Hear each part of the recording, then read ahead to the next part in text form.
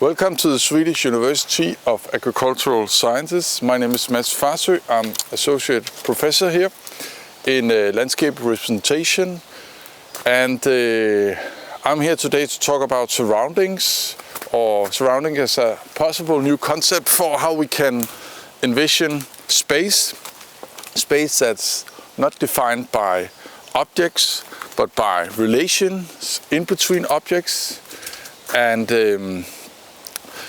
a concept for how we can envision space also including time and sound, not to forget. And finally, you could say a concept for a more dynamic interpretation of space that doesn't rest on the geometry of architecture or the fixed lines, the space in between building paradigm. Here surroundings offer something different, being a concept, emphasizing how you experience with your body, going through a space, how space is surrounding you, being a surrounding, something that is sensoric, taken in by the body, a haptic experience, something that is defined by your movement in space and your perceiving of space, basically your spatial experience of something surrounding you, and how this comes to define our understanding of space and the value we put into spaces like such.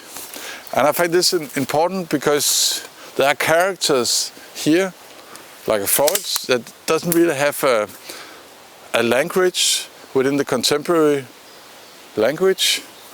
I think especially landscape architects are in a poor situation in terms of how to express these within the frames of architectural theory. And I would really like that landscape architects, planners, architects include a more landscape, a more open-ended understanding of how space can be defined as a surrounding, something that's defined by these relationships, defined by the openness, defined by the dynamic, by the sensoric being in the world.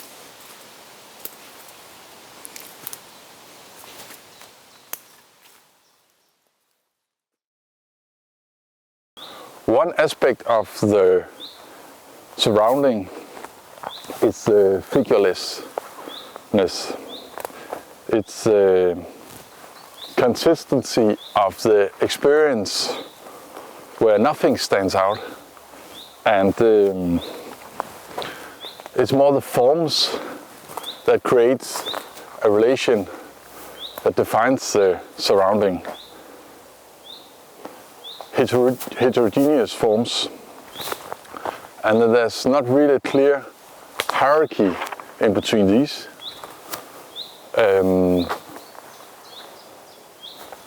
this figurelessness creates a dramatic banality as a value, where even small events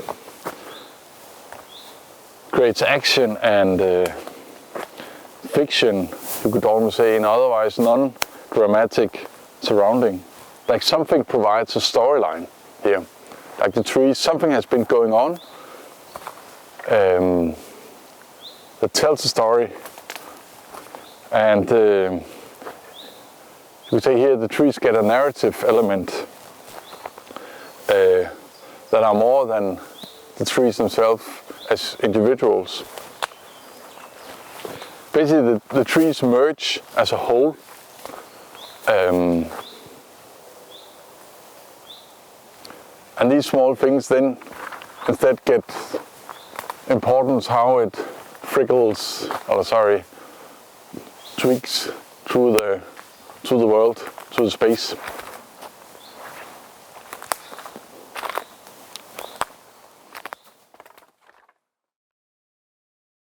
The gradual is another character of the surrounding. The gradual describes the various intensities at place, the dynamic character of the surrounding. A surrounding, or how a surrounding is at flux. It's a variation of shapes where no complete shape has an order or defines the order. This gradual element defines the quality of the surrounding, which can be labeled the diffuse skimming. It's a surrounding where you don't have a clear horizon. You cannot establish an overview of the surrounding. You don't know where the local stops and the global begins, and vice versa. It's a boundaryless situation where this the incompleteness and the flux at place defines the quality of the surrounding. It's not meant to be set or boxed in. It's open, free, and in constant flux. And these fluxes, deviations, provide the quality that make the surrounding diffuse and interesting as an experience. Because no complete or totalizing order exists. Or you may say the diffuse skimming, the unclear horizon, is the order to be experienced.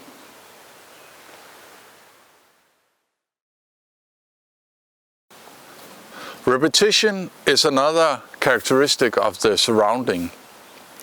It's these repetitive movements or shapes that is beyond the individual shape, object or element happening. It's these relationships defining a new kind of order of repetition. And this I see as a clear quality of the surrounding, where you have these what I call repeated sequences of elements positioned in space, defining the surrounding as a time span sequence where shapes, forms defines a quality beyond the individual object, reaches out, points towards new directions or awarenesses, or you may say areas or moments of experiences.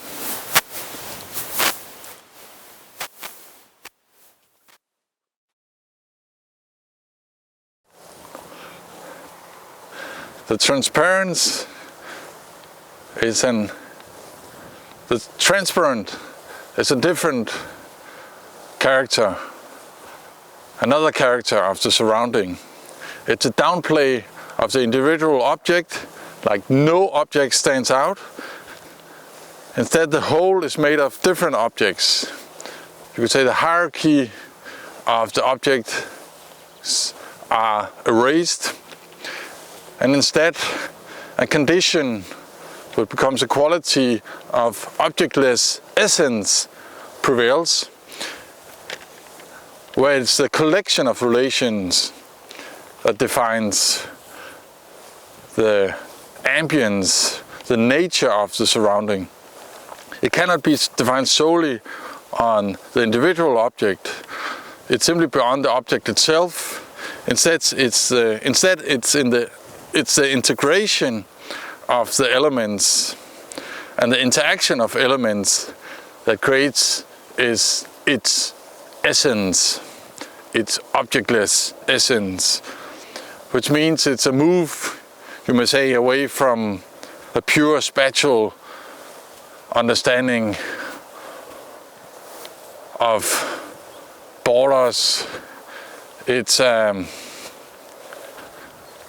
understanding in which the dynamics and the mass of elements defines the surrounding.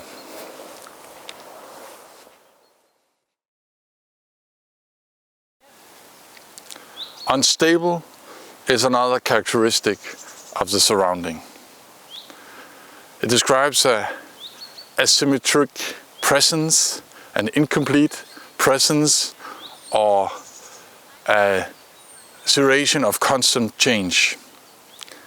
And this provides a quality, what can be labeled as an unstable moment. These unstable moments provide value because these changes in the moment, by the bird's song, by the movement of a leaf or frog, provides fiction or narrative or storytelling qualities to a surrounding. It's this flexibility of the surrounding to provide different stories or instant happenings of the surrounding that gives the viewer, the perceiver, an experience potentially unexpected, but also a quality as this instableness insinuates something to be experienced, more than just a fixed 3D space. No, this is a 4D space over time that's not constant. It's not static. It's a surrounding.